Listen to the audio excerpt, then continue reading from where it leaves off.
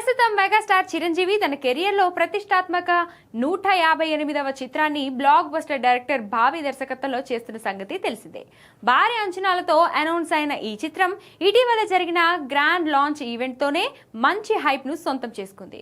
ప్రస్తుతం ఈ cinema shooting శరవేగంగా జరుగుతుంది. అయితే ఈ సినిమాకు సంబంధించి సోషల్ మీడియాలో ఒక ఇంట్రెస్టింగ్ రూమర్ వైరల్ అవుతుంది. మెగాస్టార్ చిరంజీవి చాలా కాలం తర్వాత మళ్ళీ ఈ సినిమాలో డ్యూయల్ రోల్లో కనిపించబోతున్నారట. ఐఐటి జేఈఈ చరిత్రలో 3 సార్లు ఆల్ ఇండియా ఫస్ట్ ర్యాంకులు సాధించిన విశ్వభారతి పూర్వ విద్యార్థుల మరో సంచలనం. నేటి ఐఐటి అడ్వాన్స్ లో ఆల్ ఇండియా టాప్ ర్యాంకులతో మరోసారి రికార్డు సృష్టించిన విశ్వభారతి పూర్వ విద్యార్థులు. విశ్వభారతి గుడివాడ, కృష్ణా జిల్లా. తన రీ ఎంట్రీ మూవీ ఖైదీ నెంబర్ 150లో చిరు 2 భిన్నమైన పాత్రలో అలరించిన సంగతి తెలిసిందే. మళ్ళీ ఇన్నాళ్ల తర్వాత బాబీ సినిమాలో డ్యూయల్ రోల్ చేస్తే మెగా ఫ్యాన్స్ కు పండగే. వాల్తేరు వీరయ్య లాంటి మాస్ బ్లాక్ బస్టర్ తర్వాత చిరు బాబీ కాంబినేషన్ రిపీట్ అవడంతో మెగా 158 పై భారీ హైప్ ఉంది.